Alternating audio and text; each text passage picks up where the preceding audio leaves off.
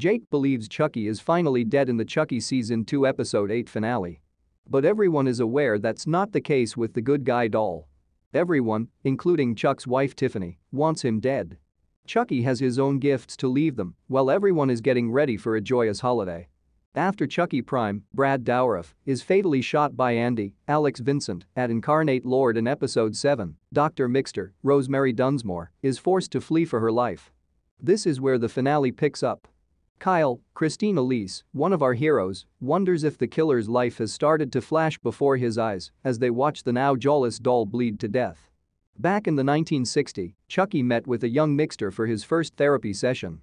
In an effort to indoctrinate the Hackensack kids, it turns out that she has been fostering his homicidal urges for decades and even persuaded him to kill Junior and Devin's moms. However, these glimmers are not from Chucky's life, which is the key point.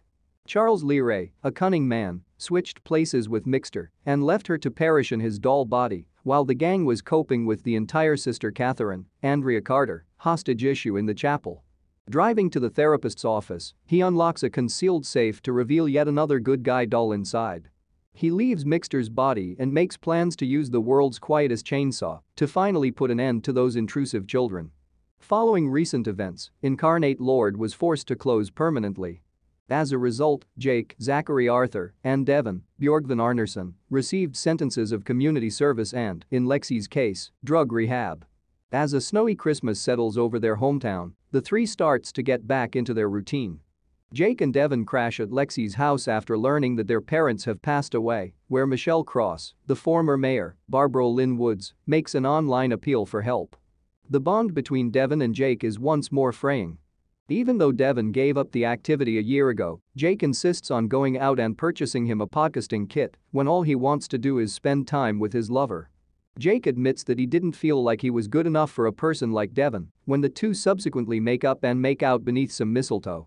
After all, he gave Chucky 2 chances to manipulate him. But when Lexi worries about whether they'll become like Andy and Kyle, 2 jobless drifters who leap in fright at the slightest sight of a child's toy, the emotional wounds are healed.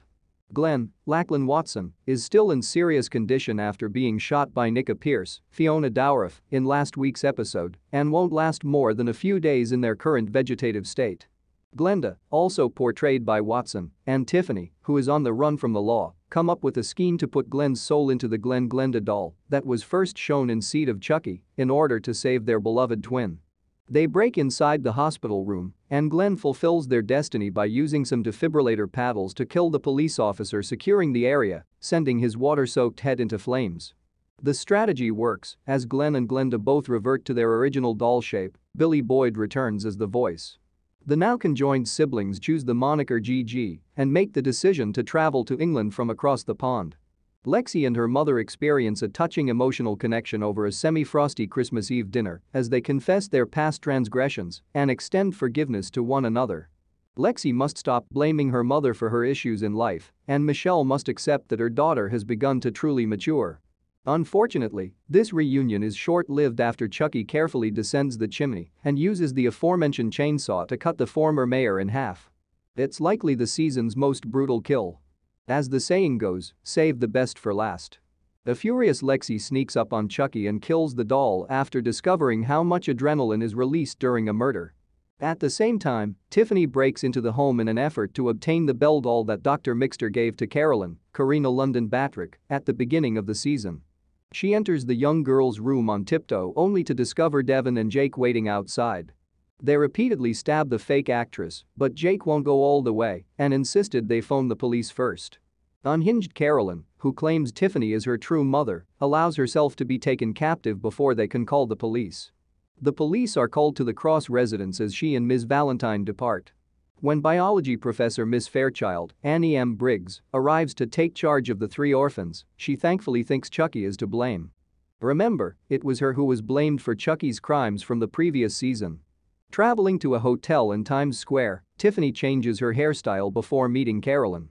Nika apologizes to Tiffany over the phone for unintentionally shooting Glenda last week when she was staying in a room directly across the hall.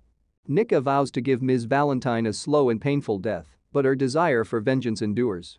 Tiffany makes a last-ditch effort to put her soul into the Bell doll, but discovers that Chucky is already there with a knife in his hand. A fireside gathering concludes the conclusion. To the tune of the 12 Days of Christmas, Chucky reviews all of the noteworthy murders throughout the season. "Happy holidays," he says, adding the cautionary phrase, "Pals don't let friends drive intoxicated." It's not exactly wise counsel coming from a killer, but we'll take what we can get.